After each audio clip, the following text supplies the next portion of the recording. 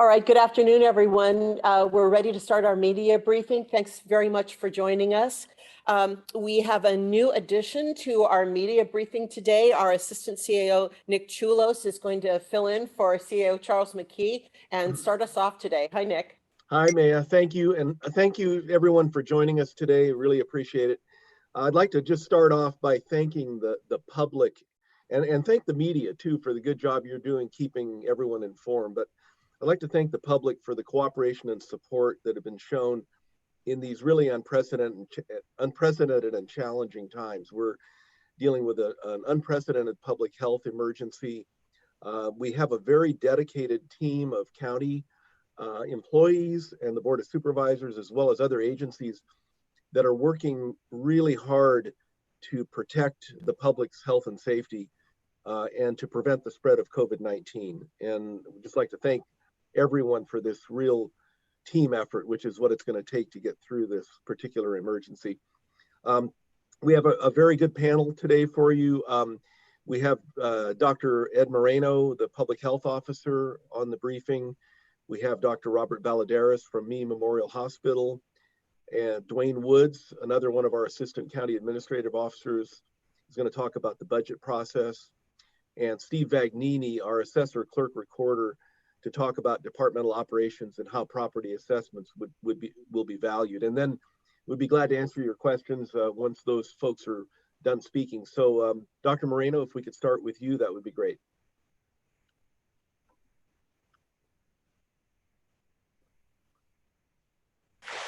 Okay, good morning. Thank you, Nick. Good morning, everyone. Today, I just, again, just want to remind folks to go on our website, the Monterey County Health website, to look at the reports of the cases. As a reminder, as you look at the number of cases that are reported on a daily basis, the last few days on the chart will, the numbers will change over time as we are able to identify when the onset of symptoms occurred. And that's what this graph is supposed to show. It's based on date of onset. So, so as an example, if we have 10 cases reported out in one day, when we go back to investigate, some of those might have been onset of symptoms 2 days prior, some 3 days prior, some 4 days prior. And so when we get that information, then we go back to the chart and we update it. So if you look at one chart compared to prior days, it may look a little bit different, and that's the reason why. But we do try to get the information out as soon as we have it, in hopes that it's helpful to the community. We continue to have cases in a variety of different settings, and sometimes it's households, sometimes it's businesses, sometimes it's offices, sometimes it's healthcare facilities, among ag workers. So we do have cases occurring in a variety of different settings and locations in Monterey County. So I'm saying that just as a reminder to everyone that this is still very serious, that there is no sector of our community that is protected from COVID-19. So it's still very important to realize that if you find that you need to leave your homes to seek essential services, to provide essential services, keep in mind that there are people out there with mild or no symptoms who are still could be infectious. And take care of yourselves, wash your hands frequently, stay away from anyone that looks sick until you get back to your homes. We also have continue to have some good news on the laboratory testing side. We received some additional testing. I just found out this morning I received some additional testing supplies here in our public health laboratory, and I believe that our hospitals were informed that they should expect to receive some testing supplies as well. These are the test kits, reagents that are used. So I don't have details on that yet, but I'm optimistic. Remain optimistic that they should be getting something in the hospital. So hopefully by then, very soon, at least 3 of our hospitals should have some ability to test in their own facilities. Again, that's helpful because if a hospital can test and get a result back to the healthcare provider quickly, they can make a quicker determination of whether or not the person who's going to be, anyone that's going to be hospitalized would need to be isolated, and then they can dedicate the appropriate level of personal protective equipment for their staff. So as soon as I get more information, I'd like to share that with folks. We have an idea of how much more testing we have.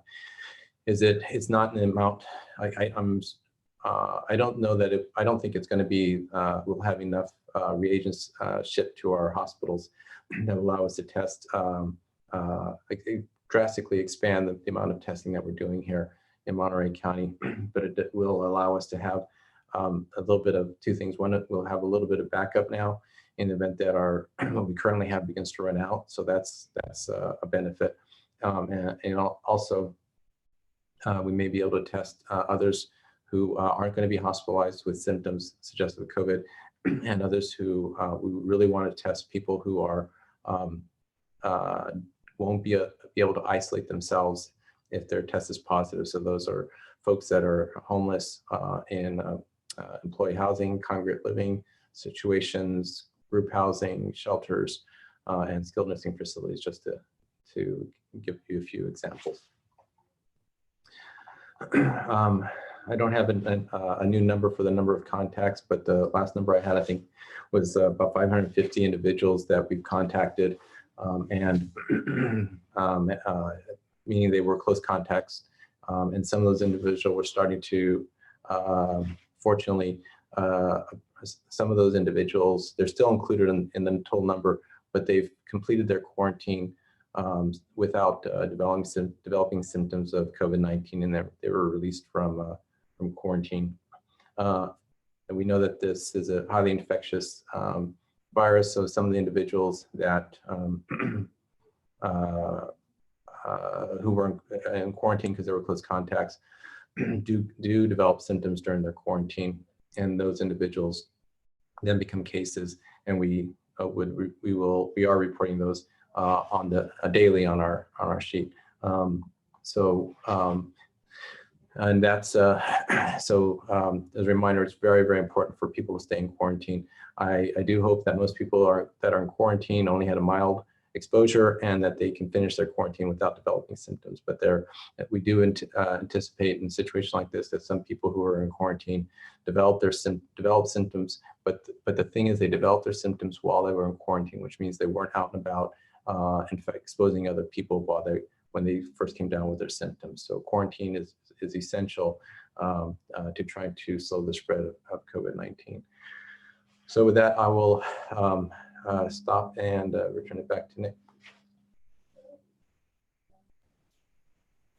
Thank you, Dr. Moreno. I'll take it from Nick. You got it, thank Naya? you very Okay, much, Dr. take it away. All right, thank you. And our next speaker will be the Interim Chief Medical Officer of Me Memorial Hospital, which we are so pleased that he could join us, Dr. Robert Valladares. Thank you very much for being here, and I apologize if I have mispronounced your name, and I'm hoping you'll correct me. Yeah, no, you did great. Thank you so much for inviting me to join. So like many of you know, Me Memorial is in a unique position because it's the rural critical access hospital in our county. So the closest hospitals north to us are 50 miles away. That's Natividad and Salinas Valley Memorial. And the closest hospital south is 60 miles away, where it's at Twin Cities in Templeton. So we do have a very unique population hospital being so rural. Our service area is around 50,000 patients, coming mostly from King City, Greenfield, and Soledad. And what we did in terms of our COVID response is the first week of March, we convened our COVID task force, which had representation from the medical staff, from nursing, from our plant operations, our purchasing, our finance team. Essentially, every key stakeholder in the hospital sent a representative to take part in this task force. And we met every day from 8 to 6 p.m. for about 2 weeks straight to plan. We knew that we were going to be hit later than the other hospitals. So we did look towards the other states and the other more popular metro areas to see what was working and what was not. And some of the general things we did is we restricted our access points to the hospital. So there's only one way in and out. That way security is screening everyone to make sure that they have a reason to be there and they have a badge or they're a patient or they're a supplier.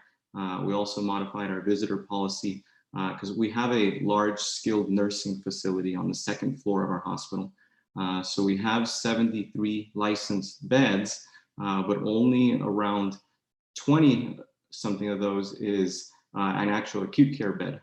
We have 45 beds upstairs that are all skilled nursing facilities. So we knew that we would have a very vulnerable population. So we stopped visitors there, and in the other units like OB-GYN, we allowed one visitor, and med-surg and other areas, we did not allow any visitors.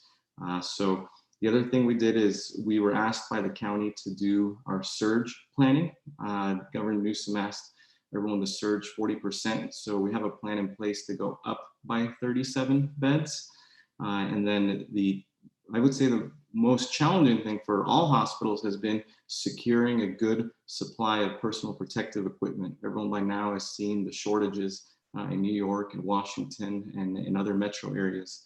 So we started early, about a month and a half ago, trying to order as much PPE as we can. And at this point, we have received shipments that are very good size for our size of hospital and community. So we have plenty of N95 masks, surgical masks, face shields, gowns, but we have had a lot of help from the community. People have been coming by from clinics and dental offices that have closed for the time being, and they've been bringing us medical grade masks. I went to Stanford Medical School, so I partnered with some of the medical students in the Bay Area that have been doing a big drive to collect PPE, and they've been shipping us boxes of masks and face shields, and also a couple tech companies up in Silicon Valley. There's a big group at Google that's sending us supplies. So right now we have a good PPE supply, but I always remind everyone that that's finite. If we do get this surge that's expected at the end of May for our area, we will likely be rapidly depleting that. So we do have policies in place to make sure that our clinical front-facing people have a fresh mask every day, but we are asking other people, for instance, people that don't work in the hospital or the clinic and that are in an off-site building like IT, to reuse their mask. But there's no one in the hospital or clinic that we're asking to reuse that. Our contingency plan there is we're going to decontaminate the masks. We've ordered UV lights because that's what a couple large universities have shown is good for decontaminating the masks. But right now we're not doing that yet because we have plenty of supply. So some of the other things that we've been doing is we changed our floor plan in the emergency department because we didn't have a tent to do our screening. And when we did get our tent, the tent really wasn't adequate. But the blessing was that we had an ICU that we closed last summer that was empty, that had 4 beds. One was a negative pressure room. So what we did is we turned that into our emergency department respiratory unit.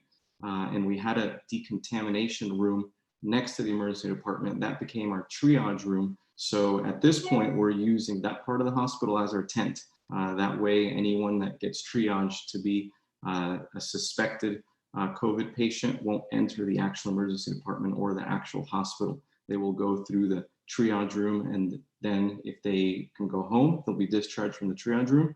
And if they need to be admitted, we can admit them through an outside door into our respiratory unit. So that's what we're doing in lieu of a tent. And that's why we don't have a tent up right now, which so far has been very nice that we actually have space inside the hospital to do those activities that's separated from the rest of the hospital.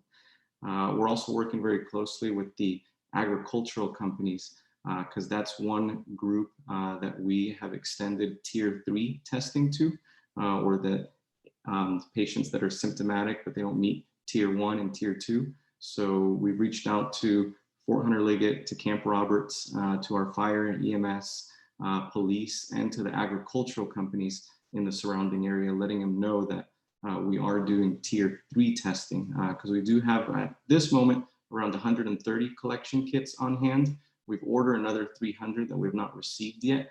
We've done over 50 tests. 5 have been positive as of today, but they've all been patients that have been able to go home and recover. So at this moment in time, we don't have any hospitalized COVID patients. Some of the things that are changing in the next week is we recently implemented our universal mask policy. So everyone is wearing a mask, patient, anyone that's staff that comes onto our grounds. And on Monday, we'll be implementing our temperature check policy, where everyone that comes onto the campus will have their temperature screened. And if it's high, then it will be sent home, and we'll have our infection prevention and our clinical teams reach out to them. And if they're clear, they'll be given a colored sticker on their badge so that they are clear to work that day. So those are some of the things that we're doing at Memorial. That's not much different than what everyone else is doing. We're just very far away from any other hospital. Thank you very much. That was really an informative rundown of your operations, and I'm glad that you'll be here with us when we finish our other presentations and answer some questions. Our next speaker is Dwayne Woods. He's an assistant CAO, but he also has oversight over the budget, and he's here to give us a snapshot of the process at this point. Good morning, Dwayne. Good morning. Good afternoon, everyone. Just to talk a little bit about the county and our budget process that we're in the middle of at this point.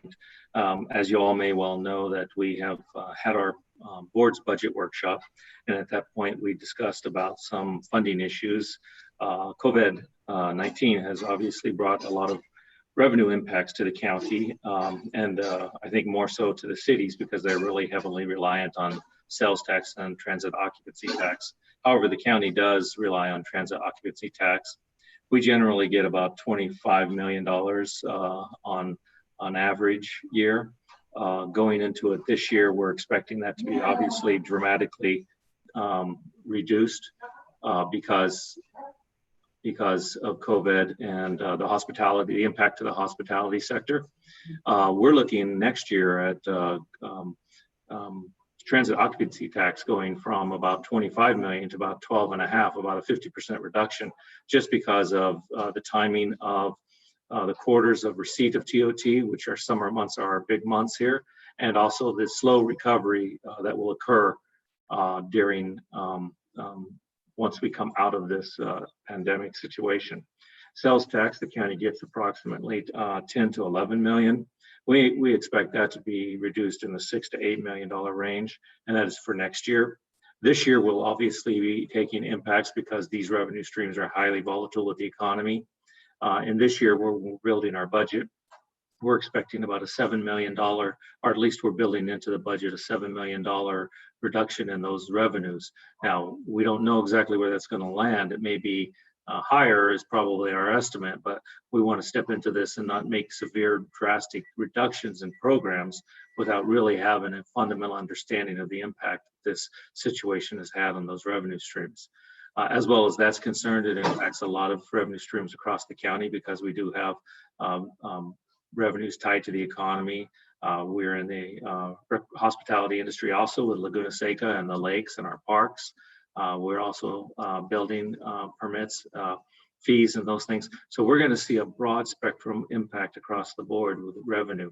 What we're stepping into the budget this year is to try to make sure that we stabilize it, build it in a way that we don't make impacts that are unnecessary, and then have to revisit maybe about 6 months to 12 months or into the next fiscal year. So having said that, our budget will be produced early May, and it should be really what we're calling a preliminary budget. We'll adopt it. It'll be in the works. But we fully understand that as we adopt that, we are probably going to have to adjust in 6 months after that. With that, I'm available at the end of this for any questions or any comments. Thank you very much, Dwayne. And then we'd like to turn to Steve Vagnini, our county assessor clerk recorder. He is able to give us a kind of an update on how his department is still continuing operations, and then a look at how properties are assessed, which I think is of interest to a lot of people. Good afternoon, Steve. Good afternoon, Maya, and good afternoon to everybody on this media call. And before I make my comments, I say this all the time, I'm really proud to be part of this community. And I've always been amazed at how well the county works together, and especially during these difficult times. With that being said, I want to assure you that our departments, the assessor, county clerk, recorder's office, are working functionally, doing all the things we normally do. Although we are closed to the public, for example, the recorder's office, we continue to record documents. 75% of our documents are recorded electronically. The rest of the documents can be dropped off. We have a drop box outside of our offices, and you can also mail them in. Same thing for vital statistic. You can do everything. If you need marriage license, birth certificates, that sort of thing, you could go online and order them online. So we're doing everything we always do at the recorder's office, a little bit differently. If you have any questions, we have people answering the phones. We're fully functional. As far as the assessor's office goes, the same thing as well. We're closed to the public, but we are answering the phone. We have a skeleton crew there at rotating at the offices, and about 75% of our staff are working remotely. And toward that end, we are closing the tax roll. And as far as the tax roll goes, everybody has a different interest in the tax roll. And the important thing to understand is how dependent the cities, the county, the special districts, the fire districts, the school districts are on property tax revenue, especially school districts. And I've been on the phone with both Carmel Unified School District and Pacific School District because they're concerned about the revenue. And as Dwayne and Woods with the county budget. So that being said, the assessed valuations that were currently collected April 10th, Mary Zeeb is not on this call, but I talked to her yesterday. The first installment of property taxes, we collected 99%. The second installment were about 95, but she's still bringing in revenue and counting revenue. So that's really positive news that most people paid their property taxes. Nevertheless, 5%, 4%, 3% still adds up to millions of dollars of lost revenue. It'll be captured later on. So we're good for this year's budget. The budget that Dwayne and his staff are working on next year, you see the problems that we're experiencing right now, the retail businesses, hotels, significant closures. Obviously, that has an impact on the values. What you need to understand is there's a lag time between the tax bills and the valuations. We're closing a tax roll right now. The tax roll right now that we're closing is based on values as of January 1st, 2020. So the values will not be impacted this year by what we're experiencing with COVID-19 pandemic. We will see impacts the following year, but for next year, the tax roll that we collect in December 10th of this year and April 10th of 2021 will be based upon values that were pre-pandemic. So that's good news for the county budget and the cities and the fire districts and the special districts. However, the relief that people would like to see, unlike if it was a flood or a fire, you would get disaster relief. There are provisions in the Revenue and Taxation Code that allows for that. That is not the case with the crisis that we're experiencing now. So we'll be getting a lot of phone calls. I have received phone calls from commercial brokers toward that end. I'm sure we're going to get a huge uptick of assessment appeals when people do that in July and November. But unfortunately, they will not get property tax relief until further down the road. I, as well, will be here to answer any questions you might have. Thank you. Thank you very much, Steve. And so that's all the presenters that we have. And now the floor is open for questions. You're welcome to use the chat function. You're welcome to raise your hand. You can also just ask your question. And so let's begin. Are there any questions for our presenters? Hey, Mia, this is Mark Carbonero with iHeartRadio. Hi, Mark. Go ahead. Yeah, saw a story yesterday, the city of Monterey looking at laying off 25% of their workforce because of the drop in revenues. What's Monterey County's financial situation at this point? Are you having to look at layoffs or furloughs of employees? And are you in as severe a position as, say, maybe a city like Monterey or some of the other communities in Monterey County? So this is Dwayne Woods with Assistant CEO. Actually, the County of Monterey, there's a couple. Our revenue streams are much different. As Mr. Vagnini was talking about, property tax is one of our larger revenue streams for the discretionary side of the equation, and it has a lag in it. So what we won't be experiencing an impact or a reduction in revenue in the property tax for about a year and a half down the road. But we have to prepare for that reduction when it does come. We are experiencing some revenue gaps in the TOT and the sales tax and some other, revenue streams that are very highly tied to the economy. However, because the county has over the last few years built our reserves, and in the last year or so, we've fully funded our strategic reserve. We have over $91 million in our strategic reserve, and we have other reserves that we've built. What that allows us to do when we have these revenue impacts is to really phase in our approach to make sure that we don't go out and cut 20% of jobs and then find out, oh, well, revenue wasn't that bad, or there was some federal funding streams that we didn't know about that came down the road later. And so what we're really doing is we're going to inch into this. So going into next year, specifically for your question, we're not looking at any mass layoffs or any mass furloughs at this point. What we'll do is we'll reevaluate that 6 months after the budget, so 6 months after July, so sometime around December or something. We're going to take a look at how the revenues really were impacted, and you may see some adjustments there, but those adjustments will be based upon actual experience. Thank you, Dwayne. I have a question for Dr. Moreno, and this is regarding the supplies that he mentioned in his presentation. Is there an estimate on the additional testing supplies that have come in? And if so, what is the amount, how are they allocated to hospitals? I think you mentioned that these were for the public health lab, the supplies that came in. You might need to unmute. So There you I don't have any details. Excuse me, I don't have any details right now. But so we get notified. My laboratory, we get notified of that there are shipments coming in, and so when they actually arrive, that's when we know for sure. There's been delays in shipment, so we want to have a certain amount of healthy optimism, but I wait until they actually arrive before we can confirm that we have them. So I don't have any details for the media today. Thank you, Dr. Moreno. I have another question, a finance question. The TOT and sales tax revenues, are they restricted funds or general fund dollars?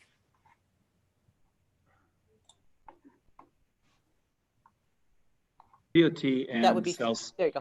TOT and sales tax are discretionary dollars. They're not restricted.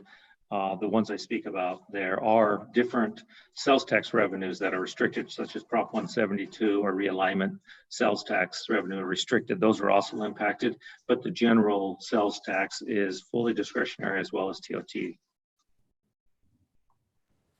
Thank you, Dwayne. Are there any other questions for any of our participants?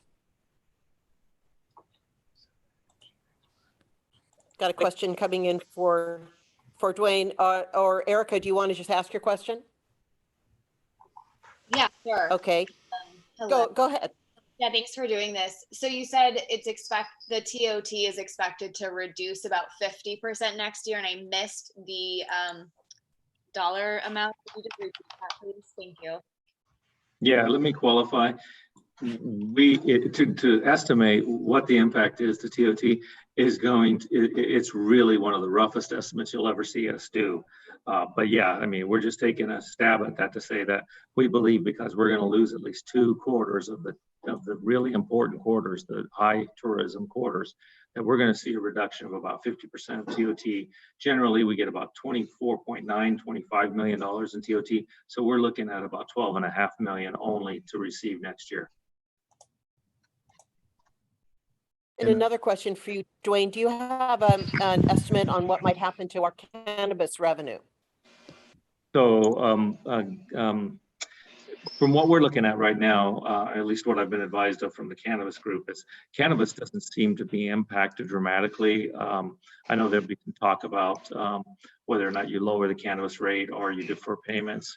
However, as far as the flow of cannabis, I haven't been advised that it's been impacted at all.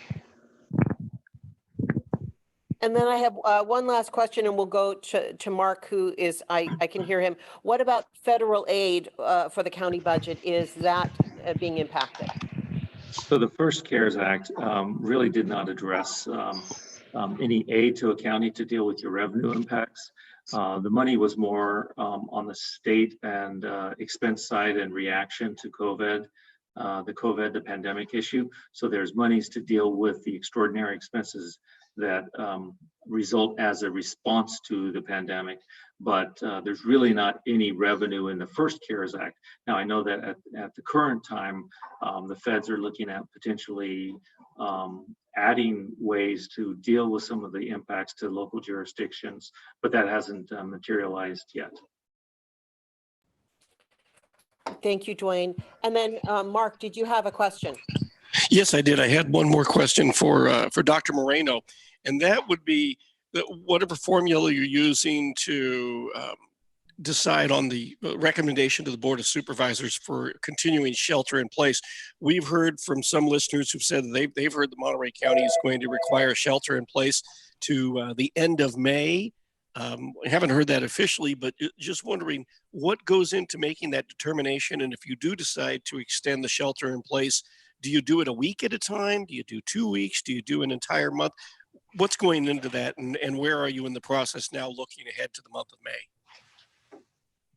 Okay, so no, I haven't made any announcements of how long shelter in place will remain in Monterey County. The process involves looking at models for when we might expect a peak of the peak of the pandemic to hit Monterey County. It also may involve how prepared our hospitals are to respond to a surge of COVID patients in Monterey County needing hospitalization. It may involve how much personal protective equipment our hospitals and our healthcare providers have on hand, and is it enough to, what I'm hearing from the hospitals now is that if the bed census and ER activities continue at this level, that some of the hospitals feel they have enough PPE for now. But if there's a surge, then the hospitals would go through their PPE much faster. So it really also may require an assessment of how much PPE they have and how much of a surge could they handle and for how long. And then finally, if there is any release of some of the restrictions on the shelter-in-place order, there's certainly some concern that as more people leave their homes to provide or receive services that are not strictly considered essential, that there's greater opportunity for transmission of the virus in the community, which could result in more cases. And so we would have to be able to also consider whether or not we would need to reinstate certain restrictions if we see that the surge is heading in a direction that may not be, the hospitals may not be able to handle. So those are just a few examples of some of the considerations. Overall, we want to continue to protect our vulnerable populations, which are folks over the age of 65 and individuals with underlying medical conditions, including immunocompromised patients. And again, make sure that our healthcare system is prepared and able to provide hospital level care and acute and intensive care to Monterey County residents, whether they have COVID or they don't have COVID virus, when the pandemic is at its peak. Thank you, Dr. Moreno. And then I have one more question for you. You mentioned that there are offices, healthcare facilities, and workers with cases from direct contact. At what point is the public made aware of specific locations where these cases are occurring? Yeah, really good question. This comes up from time to time in public health. So we would notify the public if we felt there were people from the general public that could have been exposed to someone with COVID-19. So typically, what we do in public health, which is standard practice, is to speak to someone who is considered infected and infectious, identify when they were infectious, and then that person works with us to tell us who they were in close contact with while they were infectious. If we can identify individuals that were exposed, then we only contact the individuals and let them know that they were exposed and that they have to be in quarantine and how they need to monitor their health during the quarantine period. If we determined that there were groups of people that were exposed, then we try to determine whether there's something common about that group.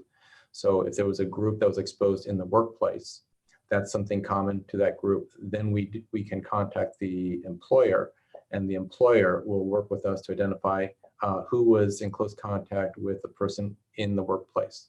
But again, that's not the general public, that's working with an employer.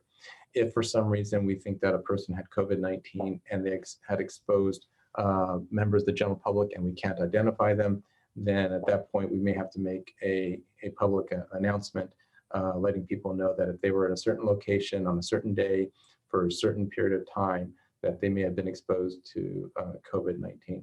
So fortunately, we haven't gotten to that. We have over 100 cases, and we haven't identified a situation where we believe that the general public, there was a significant threat to the general public that we had to make a public announcement.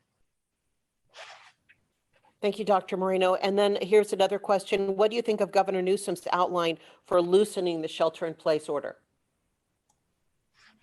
Thank you. I think that the 6 criteria that the governor laid out is definitely a good starting place.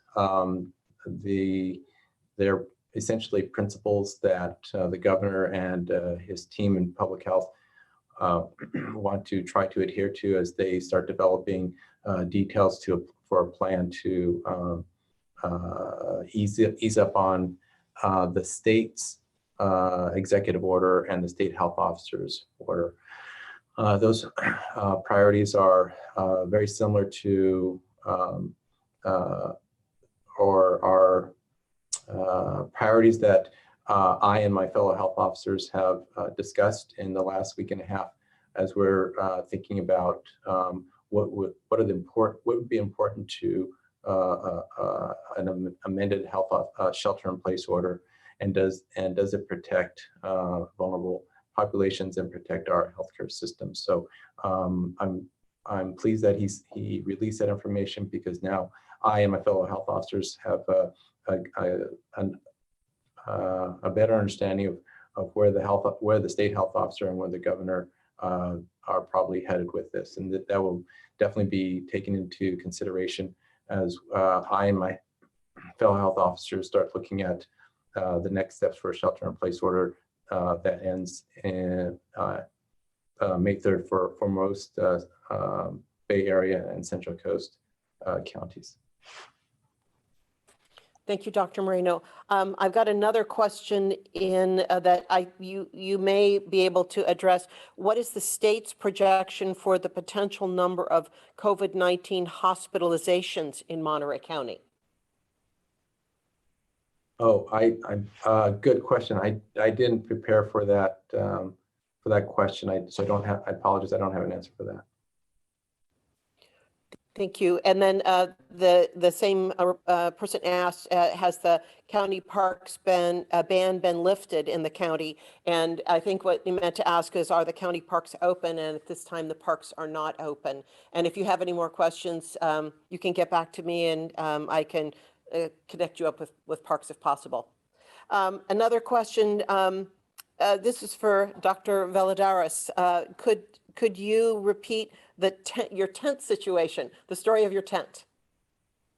Yes, so initially at the beginning of March, we did not have a tent on site because the tent was being used up at another hospital up north.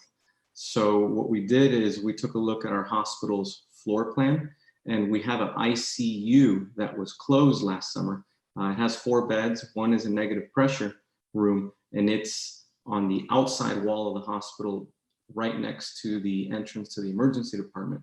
So we decided to reopen the ICU space, but not as an ICU, as an emergency department respiratory unit. So when a patient comes into our hospital, they come in through the emergency department entrance where they're met by a screener.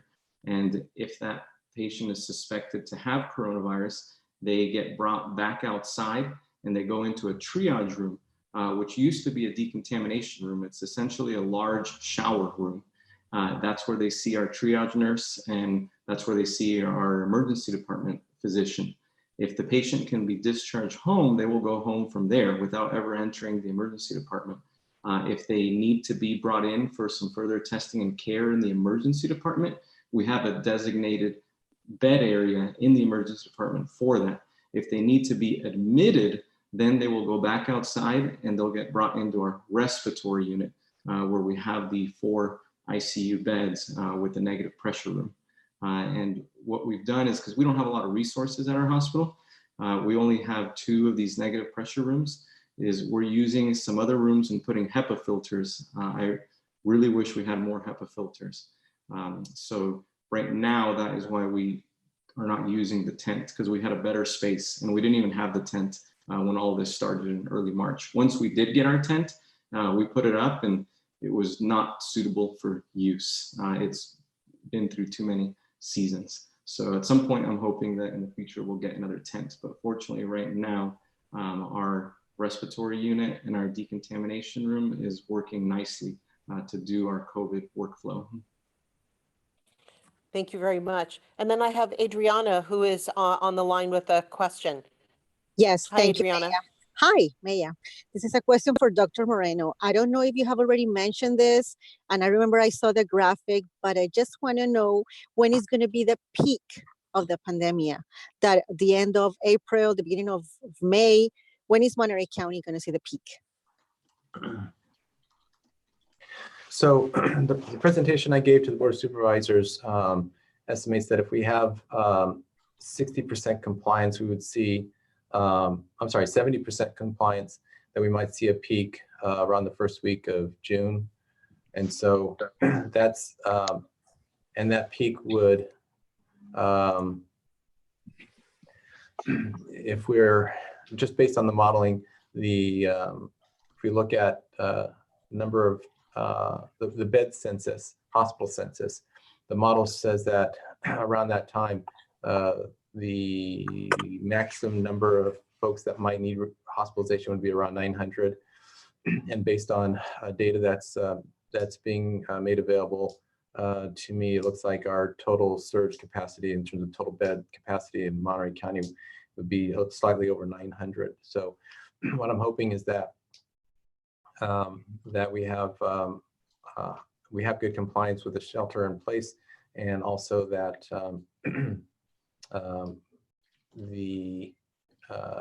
again, that this shelter in place order buys the hospitals time to convert their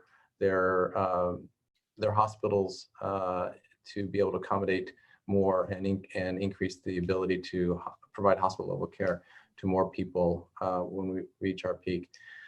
These, as a reminder, the models are early on in a pandemic with a few numbers, and having over 100 cases is a lot. I mean, we're all concerned about the number of cases we have in Monterey County, but from a modeling perspective, 100 events is a small number of events to get reliable data. So just as a reminder, this is the reason I'm bringing this up is because this is for planning purposes. It's to provide information to our emergency operations center and to our 4 hospitals that they can use to as they're determining how to maximize the number of hospitalized patients that they can care for when we get to the peak. Thank you, Dr. Moreno. Thank you, Adriana. And Dr. Moreno, here's another question. When can we expect to get an updated set of projections for the county? So are we talking about, Maya, does it sound like the question's about the modeling projections? Yes, I would think so. Okay, so we did this modeling about a week ago, and we've had increased number of cases, but we haven't had a significant increase in the number of cases. So I don't expect the outcomes to change much, and so it might be maybe every 2 weeks we'll look at the numbers every day, but maybe depending on how things go, maybe after a couple of weeks we might run this again. Running the modeling is time consuming, and we have I wish we had more staff, as all our departments do, but I wish I had more staff to do this, but we have to be judicious in how we use staff time. So the individuals that are running these models are the same individuals that are calling the confirmed cases and getting people into isolation and identifying people who need to be in quarantine. So it's we won't be running this very frequently, but we will run it again when we think we've had a significant change in the numbers, and it might change the outcome of the model. Thank you, Dr. Moreno. Are there any other questions for any of our presenters today? Well, here's one, Dr. Moreno, here's your wish list. Is there a way to for the county to increase the health department staff? So I think there's other folks on the phone that are more familiar with the county's budget process, but what I can share with you is what I have control over, and that is we do have health department staff who are assigned to other programs that we've already reassigned to the group that are doing the case and contact investigations. We're going to be, we just recently, so we've done that already, and we've also moved people into the call center that we created. We just recently, a few days ago, moved people from some of our nurse case management programs, like whole person care, out of whole person care, and beginning to spend more time in the case and contact investigations. The next step is we'll probably be moving people out of other programs like California Children's Services, or out of other nursing programs that provide case management to mothers and their babies, moving them over. And then finally, we'll also probably be moving people who are working in programs like tobacco control or cannabis control or safe routes to schools, and start decreasing their time in those programs and moving them over to work on answering phones and helping out. So that's what's in my control, and we'll continue to do that as we get more cases in Monterey County. As necessary, we'll do what we can to make sure that from a public health perspective, we're doing everything we can to contain the virus. Thank you, Dr. Moreno. Are there any other questions for any of our participants today? Okay, I'm not hearing any sounds of any unmuting. So that will end our media briefing today. Thanks very much for all of you who took part today and for all of you who asked questions. Our next media briefing will be on Monday. We'll see you then.